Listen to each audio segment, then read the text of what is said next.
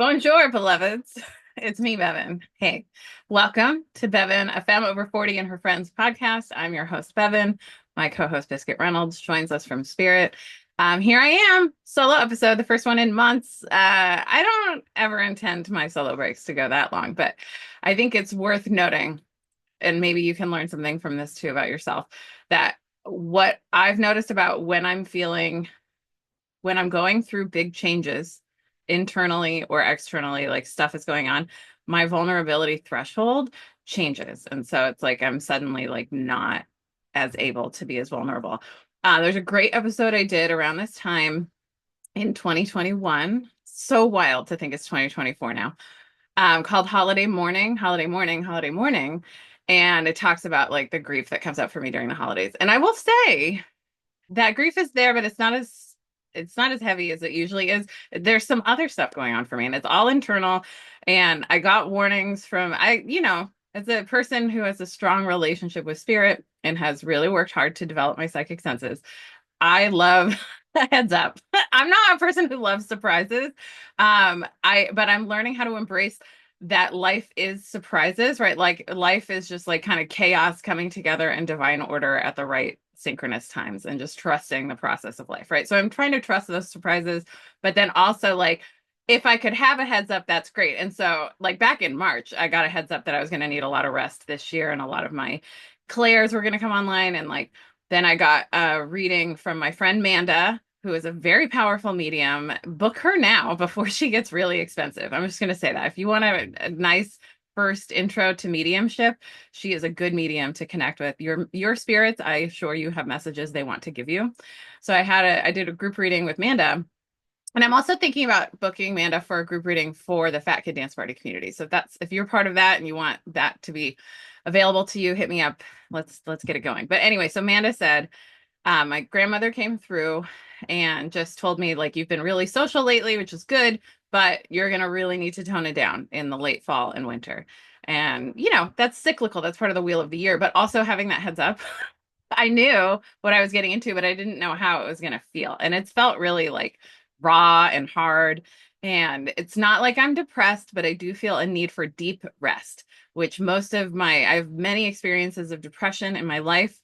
And when I look back, a lot of how things were very hard for very long was because I needed deep rest, but I was punishing myself for not being productive, which is like, the Buddhists call that the second arrow, where you punish yourself for your reaction. So anyway, this is what we're going through. And still here I am showing up. So for those of you who have reached out and said you like the solo episodes back, this one's for you. I'm back with a solo episode. And I also want to confess, I have a rule for myself that if I record a podcast and it's like less than 15% needs to be changed, because like in hindsight, I want to change so many things. You know what I mean? Like I'm like, oh, I missed this point, I missed that point. But so usually like 99% of the time I don't go back and change it because I have that rule for myself. It helps me bust up my inner perfectionist and allows it to be honest and real and imperfect, right? But I did record this episode without notes and I didn't finish one of the most important points I was making and I recorded it for an hour. So I managed to somehow talk for that long and not get to the most important point. So I have instead arrived with notes. I'm excited to tell you about this story. We're just going to visit like we're on our porch with our wonderful wicker furniture, cozying up with our childhood blankets. But I also just want to say that my love language, primary one is acts of service. Secondary one is words of affirmation. So if this podcast means anything to you, please reach out, fatkiddanceparty@gmail.com.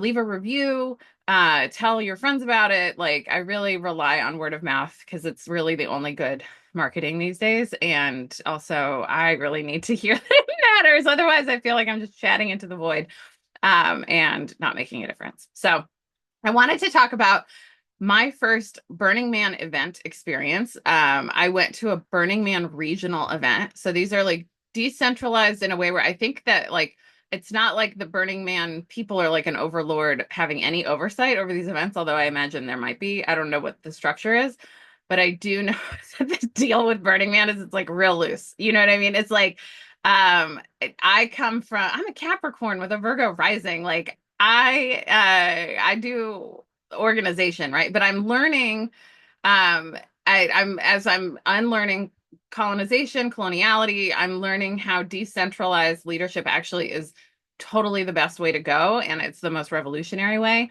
And I really love the Burning Man culture. And I've known a lot of burners over time, and one of my great life regrets was not inviting myself along to Burning Man in it was either 1999 or 2000. I think it was 2000. The woman who I would later have my first sex experience with. I don't like to use lose virginity anymore because that's a construct of the patriarchy, right? So my sexual debut was with this person. And at the time I did not know we were going to have sex, but we had a lot of good energy. And she was going to Burning Man. And instead I went to law school, which of course I've talked about my regret around that on multiple episodes of this podcast. But oh wow, to have been able to go to the playa in 2000, you know what I mean, and see what that was like 24 years ago. They didn't even have the 10 core principles yet in Burning Man. So I'm sad I missed that, but it was a time in my life, and I want to confess too that I'm still in a time in my life where I sometimes talk myself out of stuff because of lack of resources, right? And so instead of figuring out how I could do it, I was just on this path that made me feel safe and secure that I was going to go to law school and then get a good job and be safe forever. And that was a lie I was telling myself. So uncertainty is the only way. And when people say they're going to go do something fun and it sounds fun to you and you're curious but a little afraid, lean into it, because the fear is just because you haven't done that before. That's getting out of your comfort zone. So I wish I had done that then. I never did. I ended up going to many festivals myself. I went to a women's festival for a really long time and I worked at that festival. Like I didn't understand how it worked. For many years I just attended, and then eventually I got to work and like get under the circus tent, so to speak, and kind of figure out all of it. And that was very cool. And I'm really glad I had that experience. I really grew up there and I saw what was possible when women can come together and what women can do independent of men. And that was so cool. And I've been to many other festivals. My Glowing Goddess Getaway community is very similar to festival culture. We started with like festival events. Now we're more online with little pop-up events. But it's funny because like the Burning Man model is very similar to like what we were adjusting to after the pandemic broke out. We kind of were like, let's see what it would do to do like an a la carte model, because it used to be all inclusive, like cannabis and food was included in your ticket price. And then now, like, anyway, so, and now we do like pop-up events where it's more like group trips that we figure out independently, each one. But okay, so I kind of love the way Burning Man is both organized and not organized. And I will say this is just a regional, so this is just how, and I went to Alchemy, which is just outside of Atlanta, Georgia. Atlanta, my hometown of choice. It really is like one of my very favorite places in the whole world. I've been visiting since 2005. And there was a time where I was going to Atlanta like 3 or 4 times a year back when I had way more money. And now I hadn't seen my bestie Rachael for 5 years in person, which is it feels totally impossible. I was sitting in her living room and I'm like, I feel like I've always been here. Like I feel like I've never not been in your living room. And it's like every time I visit Rachael, her life is like different and permutated, and she's probably in a different house. But it's like we never leave off. Like we grow together so well. I grow a lot. Like that's kind of also like the vulnerability spikes and valleys is like it's growth, and change, right? And so it's really the more you grow, the more you're going to grow away from people who aren't growing, right? That's just part of life and being a person on a path, right? And a lot of people don't want to grow. A lot of people aren't willing to be uncomfortable and grow.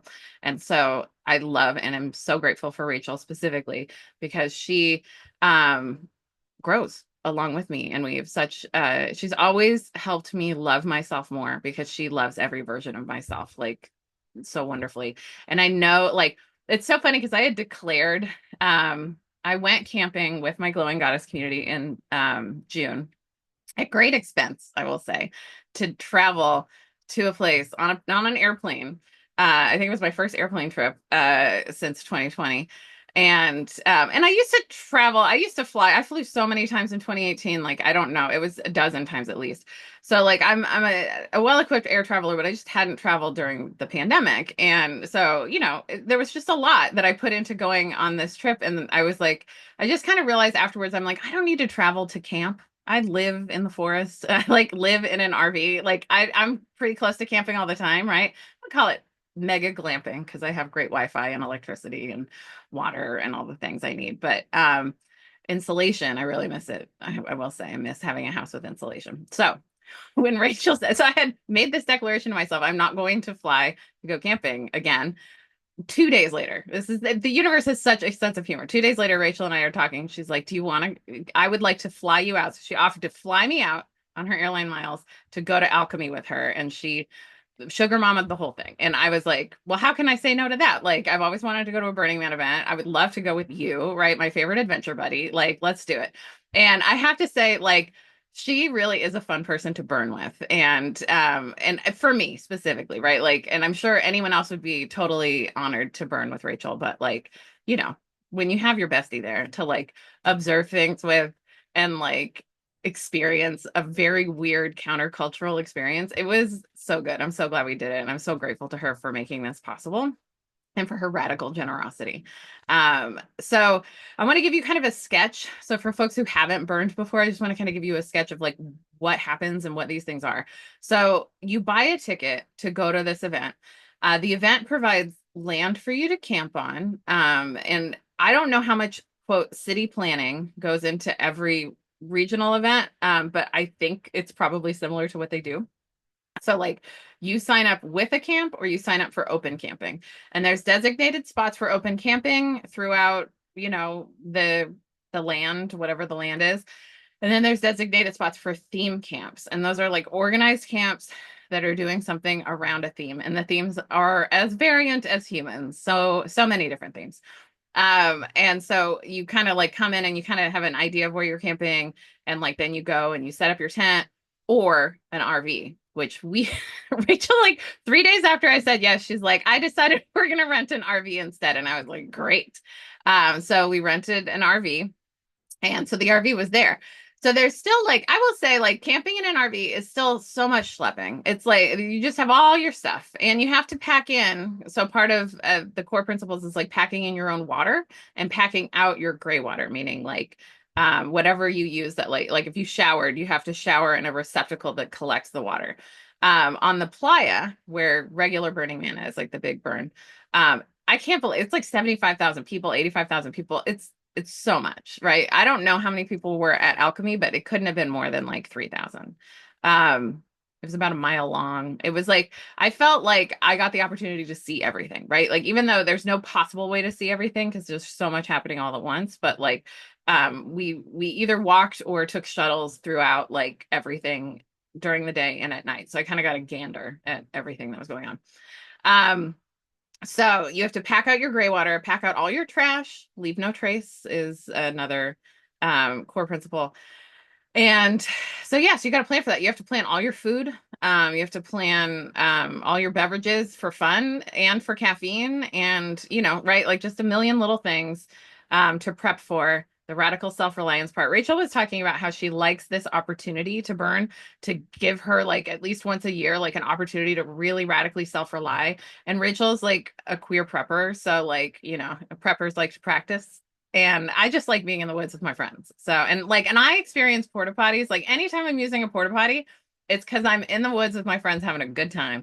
So I'm like very resilient, even though I'm not like super excited about germs, I'm very resilient to porta potty life because like I know and like at festivals, if they're well put together, like this event, their porta potties, they provided porta potties, and I was impressed at how many porta potty like clusters there were.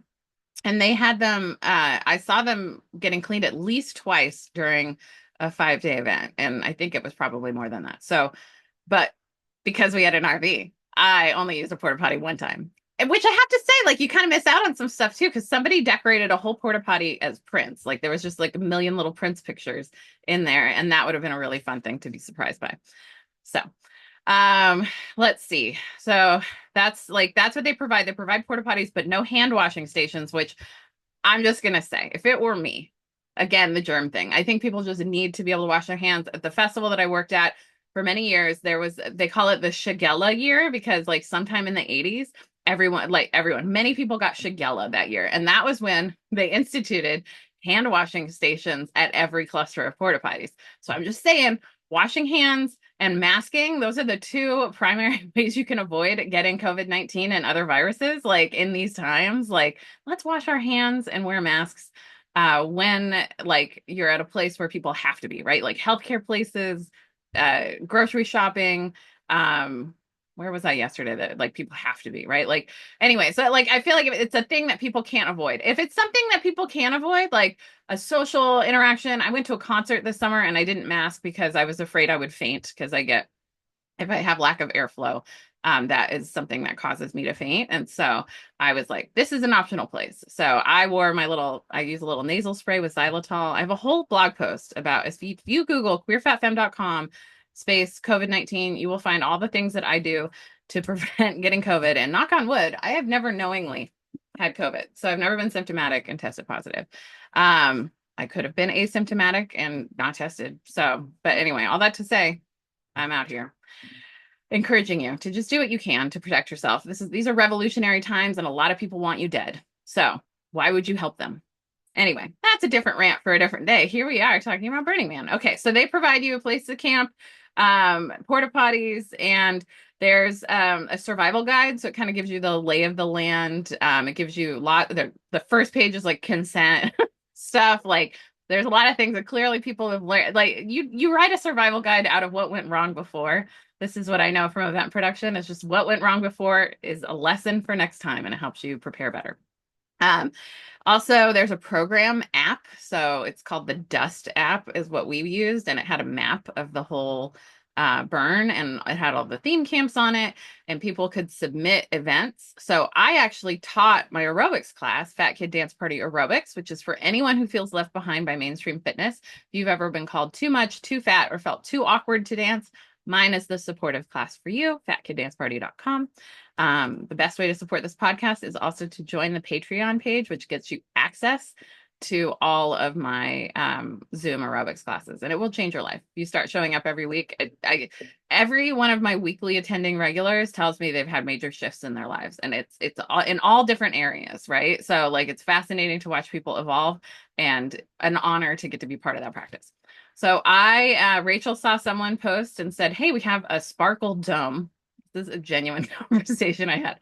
There's a sparkle dome available at our theme camp if you want to teach a class there. So I asked them, I was like, can I do my aerobics class? And they were like, sure. So I created a modified, like, Candace size version of the class. A lot of people use plant medicine and other drugs at Burning Man events. And so I knew this was going to be an altered state thing. So I did a half an hour class. And I know the people who came to my class, like completely, like, I know when I change people's lives. Like there's certain, I don't always know, but like there are moments that I have interacting with people and I'm like, they're never going to forget me. Like this is just changing their paradigm. And so anyway, the people who attended, I'm really grateful they attended. It was at the Sparkle Dome. So the person I was interacting from the Sparkle camp, who I never met in real life, said, hey, submit to the pocket guide. I was like, I don't know what that is. She's like, here's the link. So I submitted the information for my class. So then when Rachel said, oh, look at the pocket guide, it's on the app. The pocket guide is just their program. And I looked and there's my little thing telling everybody, Friday at 1 p.m., here's my class at the Sparkle Dome. And so day one, when we arrived on Thursday morning, I don't know, whatever. We got there on Wednesday. We got to go early. I'm so grateful we got to be there. So we packed in on Wednesday, did all the schlepping, and then just hung out with people at our camp that night. And then the next day was Thursday, where like most people start showing up. And so you can really watch the city, the temporary city, just kind of come up from out of nowhere, right? Like it's so amazing how something that's just an empty grassy field and had a hurricane 2 weeks before, right? Flooding it. And like, so there's tons of dust from the hurricane. Because hurricanes, what they do is they like drench the land and then all the moisture comes out of it. So then it's just dusty and muddy and weird. But whatever. The app is called Dust for a reason. It makes some really beautiful pictures.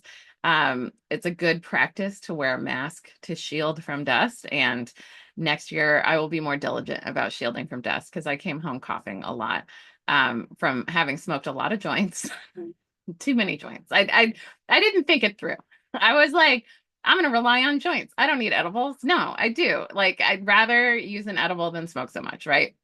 And next time I'll probably utilize dabbing, which like there was a camp that had a dab station where I was able to take a dab of cannabis. And that was like, oh, that's like the perfect middle of the night high, especially after you've done some glimmering with magic mushrooms, which I also did. Anyway, that's all I talk freely about my plant medicine use on this podcast. So there you go. So uh there's a pocket guide. And so they kind of provide that structured framework, but it's like a structure to facilitate unstructured in some ways, right? Like every moment, like all there really is to do at a burn is wander. Um and yet like there's so much richness to every wander, right? And so oh, the other infrastructure they provide are burns. So like, at Burning Man, they have the man that they burn, right? So this one had like whatever the effigy was, it was like a pirate ship coming through like this big, beautiful circle. The theme was lighting the void. And they also have a temple at the Alchemy Burn. And I was talking to a seasoned burner just a couple days ago, who said, I don't think all regionals have temple burns. And I was like, oh, well, Alchemy does. And what I loved about the temple, well, first of all, it was so cute. It was like one of those deep ocean fishes that have the little light that pops over their head. They had one of those as a big structure. It was so cute. And like there's all this canvas that was on it. And so you could write on the canvas, like little just notes and things you want to burn or things you want to just spiritually connect to this experience, right? So that burn is on Sunday night. And there were two art burns on Thursday night and Friday night. So it's kind of fun that there was like a build to it because the Thursday night burn, we didn't really go to much of it. We saw the end of it. It was very small. And then the Friday night burn were these three huge wooden structures. Like there was this owl with like a bowl in front of it, which was like my favorite piece of art that I saw the whole time. I had fantasized about making this episode like a vlog with like lots of video that I took and pictures, and I don't have those technological capabilities. So I will do a separate vlog that has like a voiceover. I'll figure out how to do that. But there's this big owl with this big beautiful heart in it and a little bowl, and there's a cute picture of me and Rachael in it. And that owl and two other pieces were like backed up to each other. So we watched that whole burn from the beginning, and I will say it was really, I learned so much about fire at this festival because like watching it burn, it took so long for it to burn because everything like at a certain point, I call it the dampening here in the Pacific Northwest. Like there's a certain time of year where it is damp all year round, and then when it's freezing, it's like frozen slick ice damp. In Atlanta, at least where we were camping, it was damp at like 7 p.m. As soon as the sun went down, it was damp, and then it was damp until morning. Luckily, we had beautiful weather, no rain at all, thank goodness. But the dampening really slowed that fire. And so just watching it very slowly burn these like giant wooden sculptures. And they have a lot of protocol around fire. There's like an outer perimeter of people, an inner perimeter of people, and they're looking out at the crowd to kind of prevent them from interacting with the fire sculptures as they're on fire. And then there's like fire crew, I forget what they were called, but the chief of the fire crew was in our theme camp. So I learned a lot about how it all works from all of these people I got to camp with, the coolest people. Our theme camp was amazing. I'm so grateful for Rachael for always having great friends. And anyway, so they have these cute fire outfits, like firefighter outfits, and they're like, but they're setting things on fire, but in a controlled way, right? So then the last burn that they curated, that one was much more of a hullabaloo. There was like a little procession that came around the effigy that was burned, the pirate ship.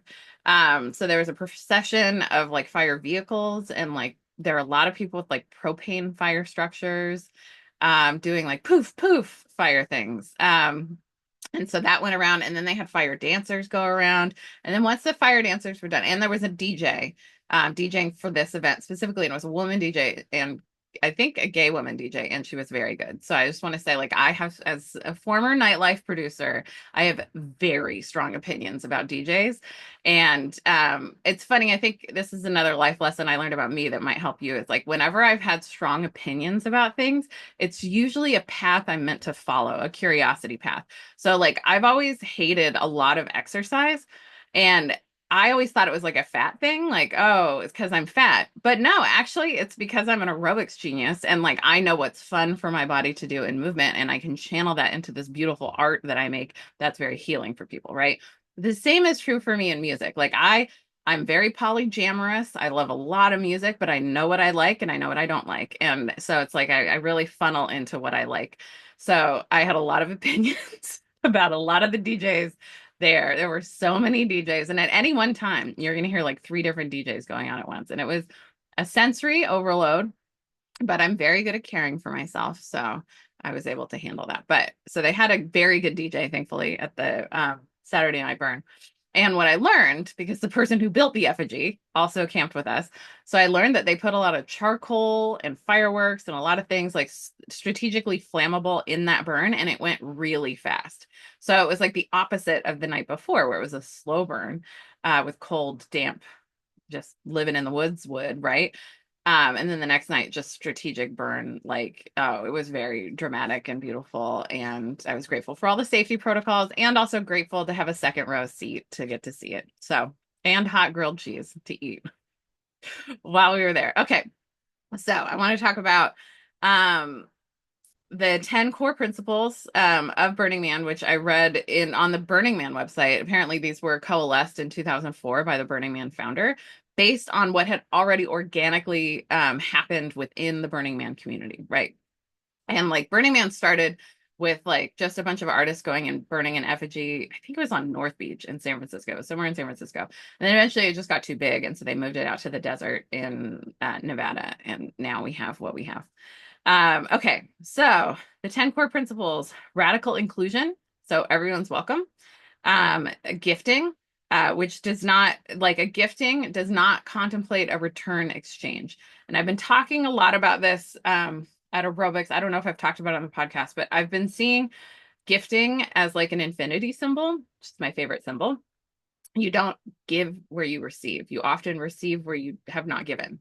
But it's like an energy that does complete, right? So like God loves a vacuum because there's, or the universe, whatever you want to call it, because there's room for you to have more. So like when you take the time to declutter, you create more energetic space for yourself to receive what you want to receive, right?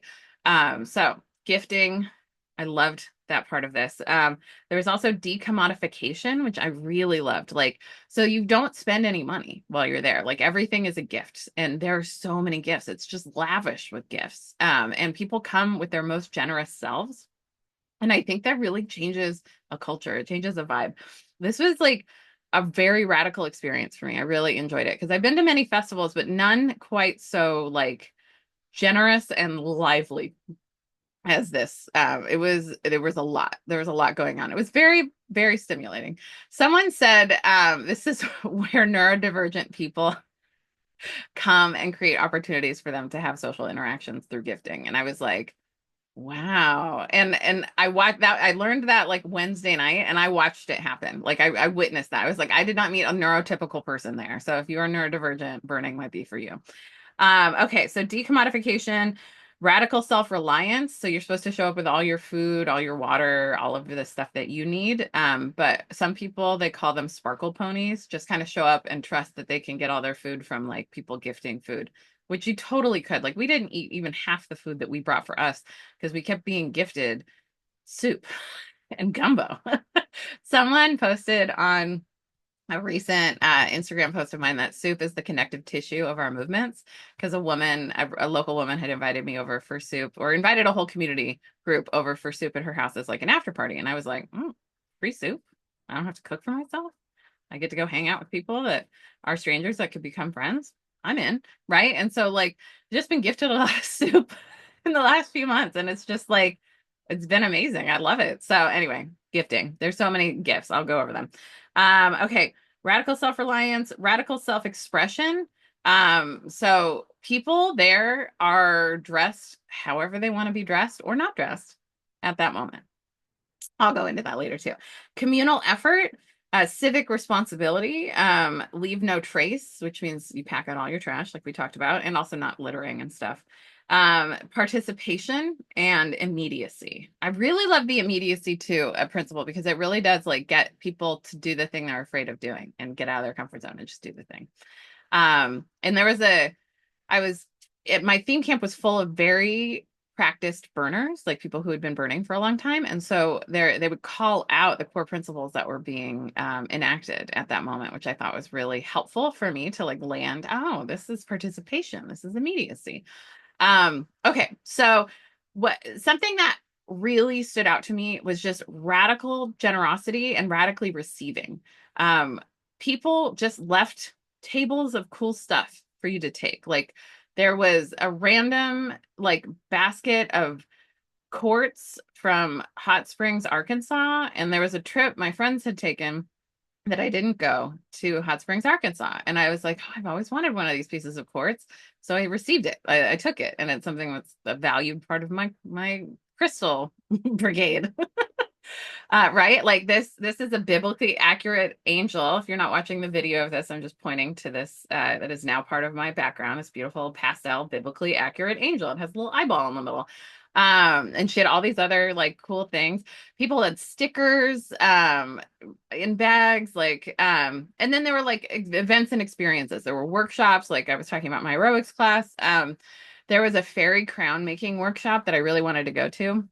But as happens on events like this, like I went through this is the pro tip. I went through the program ahead of time. I read everything before we got there, and then I reviewed everything again on that first night that I was there. So that way I like really understood like what was being offered. And then as I saw things in person, as people's camps popped up, I was like, oh, that's where, the Fairy Crown workshop is going to be on Saturday. But we missed it. And I like you get kind of trapped in certain spots. Like I was either like stoned and like sitting still or like just had been walking too much and needed to sit more. So I remember missing that workshop and being like, oh, I'm sad to miss the fairy crowns. But then we decided to do a walkabout. We rallied 2 hours after the workshop started. And so I was like, well, let's walk towards where the workshop is and just see what we can see. And the people who were giving the workshop were not there, but they had left a member of their camp sitting there with like all the fairy crown making supplies. And so I was able to make the fairy crown I wanted to make without being in a crowd of people, which like I felt like this was a win-win. And what was really cool was there's this guy who is like photographing everything. He's like a professional photographer.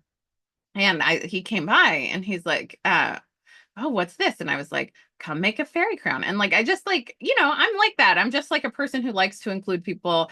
Accessibility is one of the core values. The two core values of Fat Kid Dance Party Aerobics are accessibility and fun, because those are the two things that I think make aerobics easier for people. And also it's better for me, right? Like, so accessibility is like, it's a thing that comes from an experience of being bullied and excluded a lot in my life. And so I really like to do the opposite.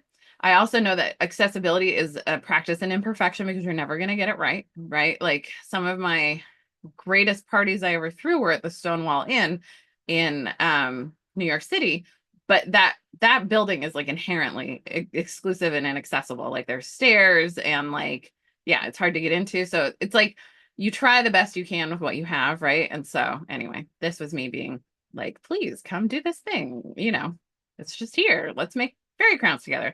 And he came up later to me and thanked me for inviting him to do that. He's like, I don't participate a lot in things. I just take pictures. And he's like, it was really good to be invited and encouraged to participate. So I loved that. In that walkabout, and like in every walkabout is a chance for a new outfit. I love the chance for a new outfit. What I love most about conferences and festivals and like just having my closet really nearby is that I can change 3 times a day. And like when you're outside experiencing the weather, you change for the weather. It's like I feel like a real connection to land when I'm outside and I'm doing that. So we had cute outfits on, we were wandering, and after we did the fairy crowns and we wandered over it and we saw this big sign that said boiled peanuts, and I was like, boiled peanuts. And you carry around a vessel. So your vessel is very important. And a vessel is like a cup, right? But that means that like when you go somewhere, you can get a beverage if they're offering, or a bowl of soup, or a bowl of boiled peanuts, which like, hello. And I was in the South, which is one of my favorite places to visit. But what is sad is like I actually did not have a single meal out at a restaurant the whole time I was in Atlanta. Because like when we were home before and after the burn, we just wanted to decompress. We didn't want to like go out and hustle. And there was a night where Rachel had promised we would go out, and like there was a moment where I realized, you know what, I don't feel like going out anymore. And then Rachel was like, thank God. Rachel's a Taurus. She's very at home and cozy with her pets and a bunch of blankets on her couch. So anyway, it was just funny because like there are a lot of Southern things I didn't get to do, but there were a lot of Southern things offered to me at the Burn, which included peanuts. Okay, other ways I radically received. So, many bowls of soup. I had a bowl of gumbo that was exceptionally great. There's a vegan pho like this soup station that they call it Pho Me Daddy in the program. I did not understand what that meant, but when I went, I did understand because they were gay leather daddies dressed like gay leather daddies serving pho. So like they would take, I mean, it was like total legit, like, fresh Thai basil, fresh limes, like little balls of noodles that got dunked in the broth and like just perfect. And it was so good. And so like clearly made with so much love, even though the gay daddy who was serving us was kind of grumpy. But the gay daddy who was doing the, station of, the adding station, the stuff station, was dressed as a Buc-ee's mascot with a harness on. I was like, this is everything I needed. I didn't know I had a dream to have a gay leather daddy serve me pho, but like, wow, is this a dream come true?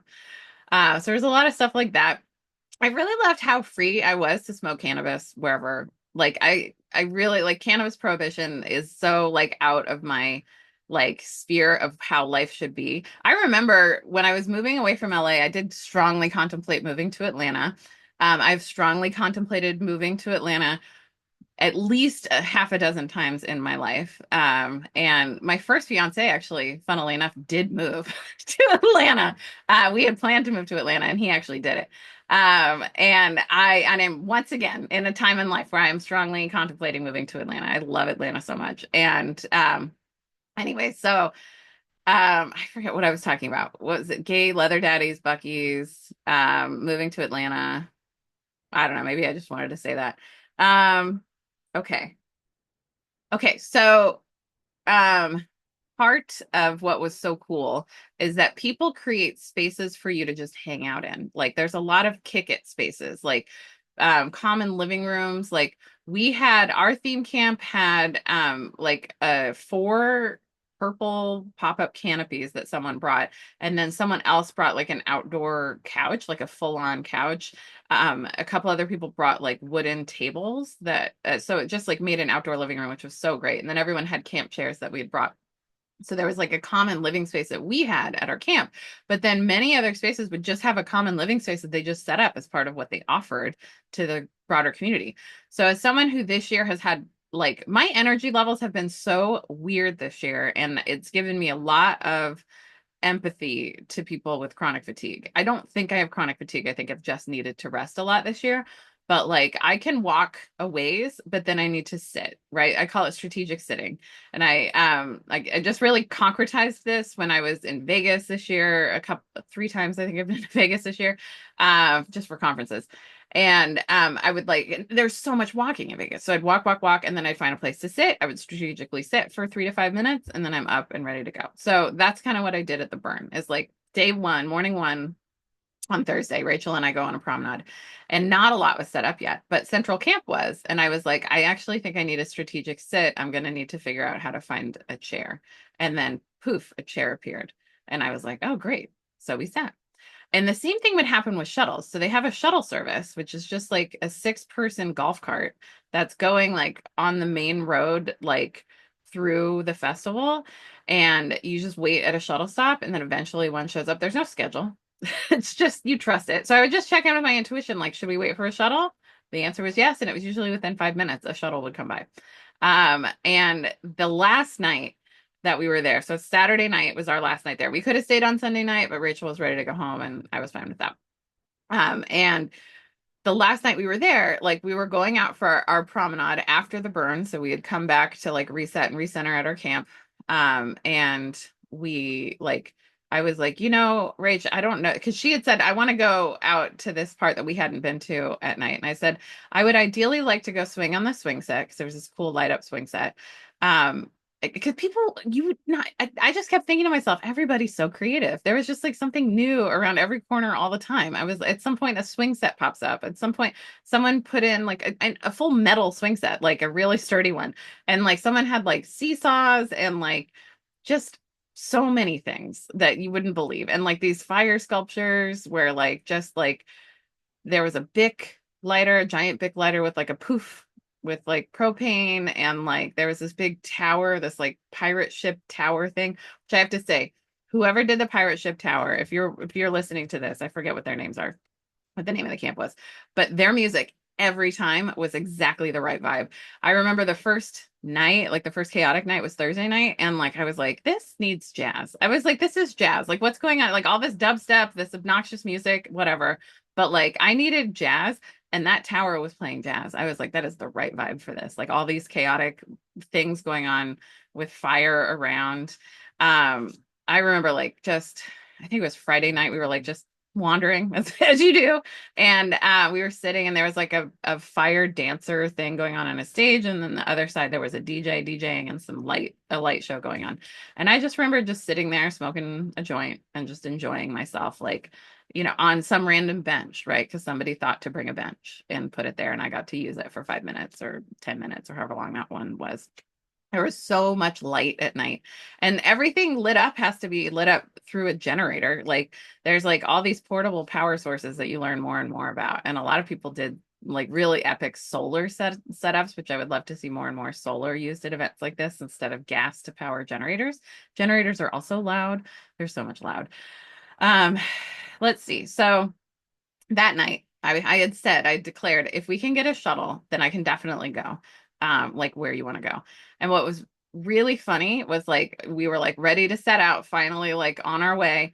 And then a shuttle rolls up and stops. Like we weren't a shuttle stop. We were just a theme camp, but it was someone from our theme camp who was driving the shuttle on a volunteer shift and was just stopping to say hi. And we were like, oh my God, can you pick us up? We're ready to go. And it was just like perfect timing. And I want to say this is something I've noticed. I noticed this on the camping trip I went to in June. And it was every time I had a need, if I spoke it out loud, within 5 minutes, the need would get fulfilled. And there's some basic stuff like, I can't find my water bottle. Like, I'm going to say it out loud because other people are looking at me and might see that my water bottle fell under my chair, right? Like something basic like that. But like, even like, I was like, I could really use a cookie. And then like someone strolled by and had cookies. Like, it was just like, it was like the need. I think there's something to human connect. This is just a hypothesis I have. I'm going to work the rest of my life and see how this comes to fruition. And I would love if you have experienced this or you notice this happening, please let me know.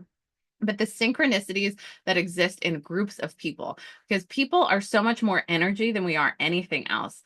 I heard Michael Bernard Beckwith talking about how we get more calories from energy than we do from the food we eat.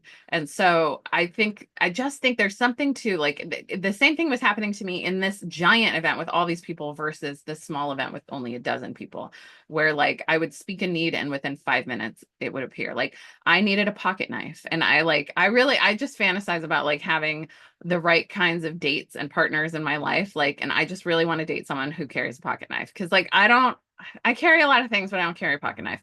And, sometimes you really need a pocket knife. And I forget when I needed it for like my little plant-based queso packet to open it up. I couldn't get it off. And I was like, I really need a pocket knife. And there were only two of us sitting in our outdoor living room. And then literally under 5 minutes, some guy wanders by, two guys actually wandered by and like came up and talked to us. And one of them had a pocket knife. Need fulfilled. Like it's just extraordinary, actually, how these things can happen. I was almost fainting.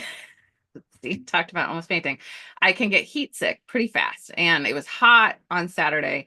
And the one thing we wanted to, this is the thing I've learned about festivals. If you have one thing to do that day, just focus on that one thing and don't do all the other things you have planned. Just let the spirit move you as it moves you, but do your one thing, right? So I really wanted to get my screen, like they have free screen printing. Like it's just like volunteers come, someone donates the ink, you bring your own blank to them and you hand it to them and they screen print it right in front of you. And then they have a little curing machine. So I have my Alchemy 2024 t-shirt. I will say I missed out on getting the design that I really wanted, which was this gold design, which was at a different camp. And I didn't understand where that camp was. But I understand there's a decompression event happening in December, and my hope is that someone will get me a shirt with the gold design on it, if because they said the screen printers would be back. So all that to say, we stood in line for screen printing. This station had 3 designs you could choose from. And once we got into, and there was a concierge like on the table, like, or on the line outside, right? Like, so someone came by and like was checking on us and gave us grapes and Cheez-Its, I think. But as we got into the tent, it was just so hot. And the sun was beating down, and I'd already been outside, like waiting under an umbrella. For next year, my parasol game will be far, far better than it was this year. But by the time we got inside, I was starting to really fade, and like I had only so much water on me, and like I really needed to sit down, and I didn't have a place to sit, and I was just like, oh, what am I going to do? Because like I really didn't want to miss out on this thing. But I've also suffered the consequences of me like overriding my body's needs for like what my brain thinks I want, and that's not how I live anymore. So I was really like outside of my integrity. Actually, while I was like almost fainting in that thing. And I should have told Rachel, I think I'm gonna faint. But I didn't. I was like trying to tough it out, be a tough girl. So, because we were so close, right? Like I could see the end of the thing, and I was like, I don't think I'll fully faint, like. So anyway, then all of a sudden, some guy rolls up. I think his name was Ben. And he rolled up and he said, "Hey, I have a cocktail menu of cocktails I have available, and I have Pop-Tarts available. Do you want either thing?" He had a little menu, and he came up to me and Rachel specifically, and I was like, and I think sometimes I just want to acknowledge this. I think sometimes I just have sparkle privilege. Like there's something about me that's very magnetic to people, and sometimes I draw it. And I also like had deep needs for what he was offering. So I think I drew him to me. But he came up to us specifically. It wasn't like he announced to the whole tent. There was like probably 30 people under this tent. But he came up to us specifically and said, "Hey, do you want any of this stuff?" And he said, "Here's a non-alcoholic option." And I was like, "The non-alcoholic juice, absolutely, I need it."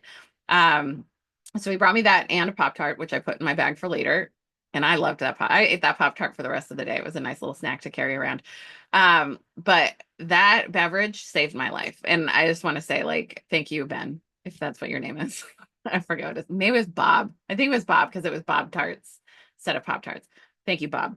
But like it was just the perfect, like I had my vessel, it had ice in it, it had like all sorts of juice, which is just like Shelby needed juice at that moment, right? Like I needed juice in that and electrolytes. So as soon as we got the stuff screen printed, we left and went back to our camp. And I think we even got a shuttle back to our camp. But anyway, I needed to lay down after that. Like it really depleted me. Like I'm like a sim in many ways. Like I think of myself as a sim. Like on the Sims, they have a little gem above their head that like shines green if they're doing great, yellow if there's a warning sign, and a red. And it was like standing in that hot tent for an hour or however long that was, like my gem went from green to red. It was so fast, and like it's so depleting. So anyway, listen to your body. Listen and allow the universe to meet your needs. Okay, what else do I want to say before? Oh, I think like radically receiving is like one of the big lessons I'm learning on my journey to learn how to ask for help. I endeavored on this journey. Like I think I consciously understood asking for help as a sign of strength, like 10 years ago. No, 15 years ago. 15 years ago. It's a solidly 2008, 2009.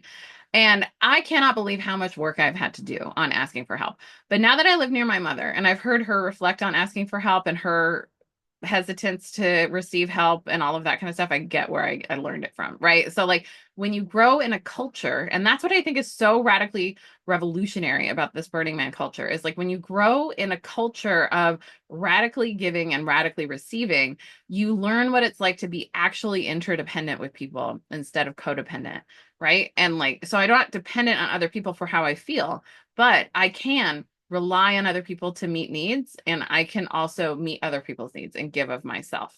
And just remembering like that you stopping at the grocery store to give an encouraging word to someone makes a huge difference that you don't even understand, right? Like where when the election happened, my friend Jana Feeling Loudly offered card readings as like a, like how can you help in this time? And so my card she gave me was the Four of Cups, which is one of my favorites.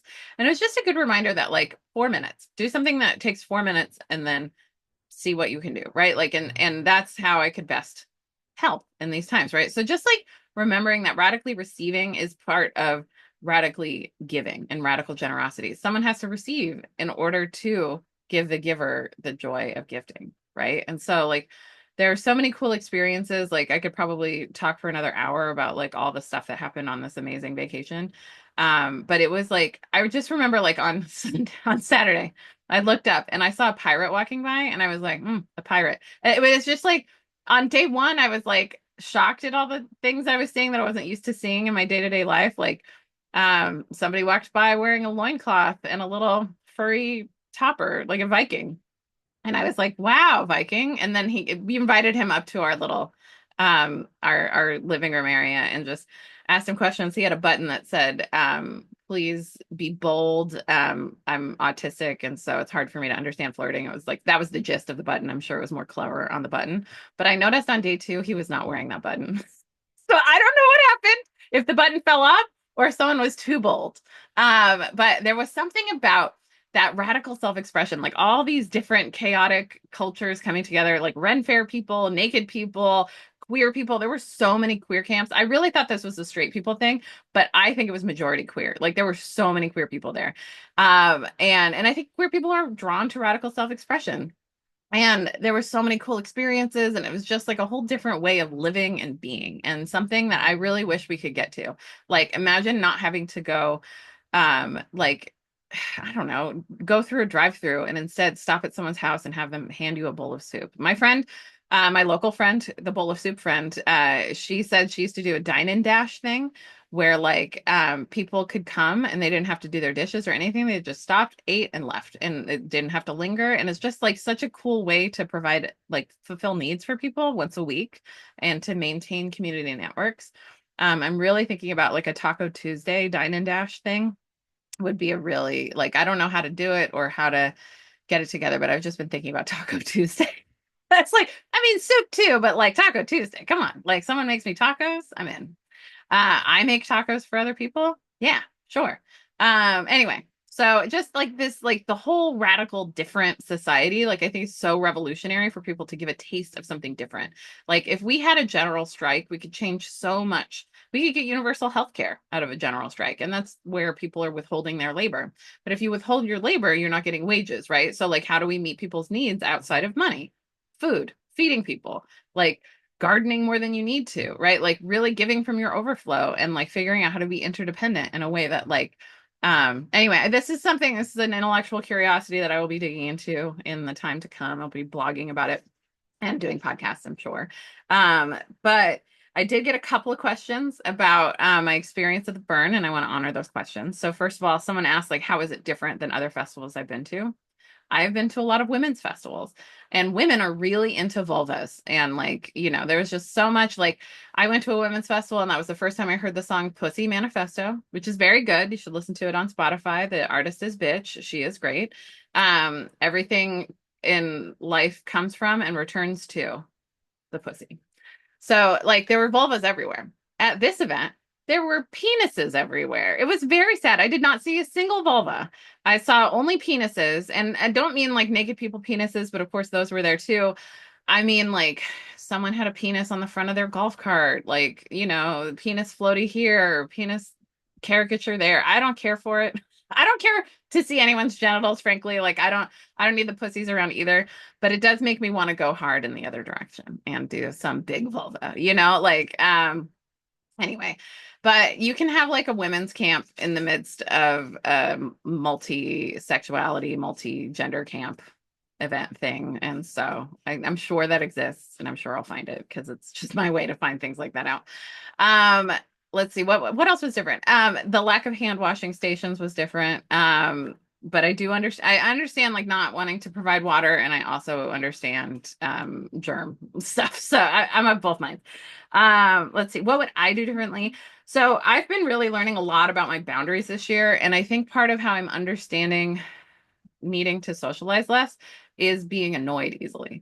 And when you're annoyed, it's an indication that either you had a boundary that was violated or you didn't know you needed a boundary there, or someone's just being annoying, right? Like all of those things can exist. And I realized a new boundary about places like that is like people who are staying in my home my home base, like within my tent with me or the RV that I'm in. Like by the way, our RV was delivered without water in the tank, and it was supposed to have water, it's supposed to be ready for boondocking. And so that's just a thing. If you're ever renting an RV, just remember to state specifically you need the water tanks filled.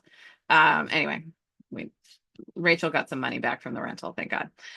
But I just learned I need to be doing the same drugs as the people in my space, because like the like Rachael and I did not camp alone inside our space, and that energy did not allow me to decompress and recharge the way I needed to within my space. Like Rachael can do whatever and I'm fine, right? Like she's totally easy to be with. But like I just recognized like, oh, I need better boundaries around who's in my actual space so that I can do the recharging and be the version of me I want to be on the outside of my tent.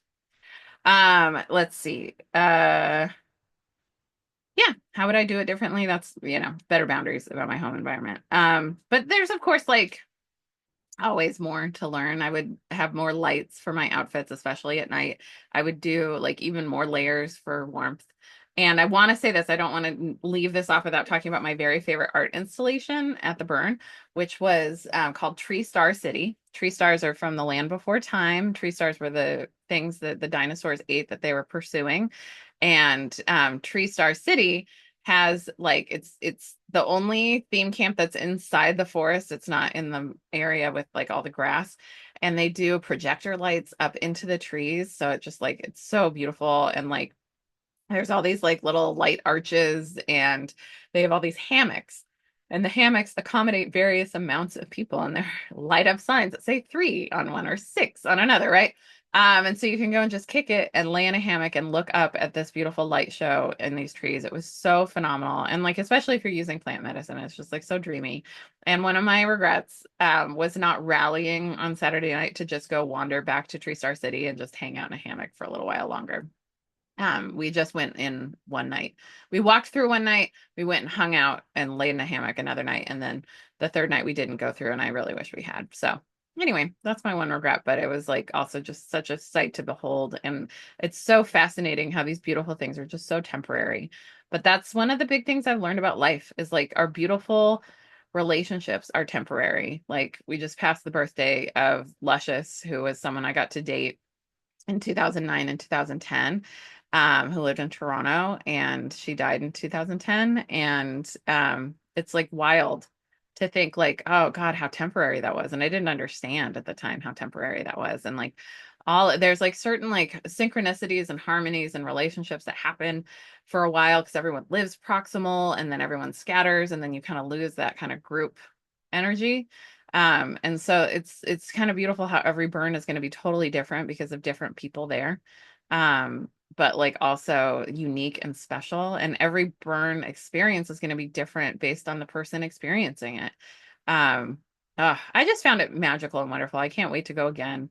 Definitely going again next year with Rachael. I'm low key trying to figure out if I can go to the local regional burn near me, outside Seattle. I'm already on the mailing list. So I have a friend who's going to the Saguaro Burn in Arizona, I think in April. So it's like there's so many options to go and burn. And I would highly recommend if you haven't been and you're burn curious to do it. Like I can't believe I waited so long. So that's my episode. Patreon.com/FKDP if you want to support. I also would love gift certificates to Libro.fm for audiobooks. I love reading and listening to books. And that supports independent bookstores. My Libro is set to support Karis Books in Atlanta, Georgia. And you can set it to support any independent bookstore. Also, my friend Manda offers treat boxes. I would love a treat box for Manda, so you can buy one of those from her and she'll send it right to me. So that's how you can sugar daddy my podcast through cookies and audiobooks. I mean, really, Bevan is fueled by cookies and audiobooks and good chats with friends. So thanks for being here. I would love any of your comments or connections or questions or suggestions, all the things. fatkiddanceparty@gmail.com. Thank you for your time and your attention and for your treasure. For those of you who already support the podcast, I'm so grateful to get to do this work. And I can only do this work because of support by folks like you. Thanks, everybody.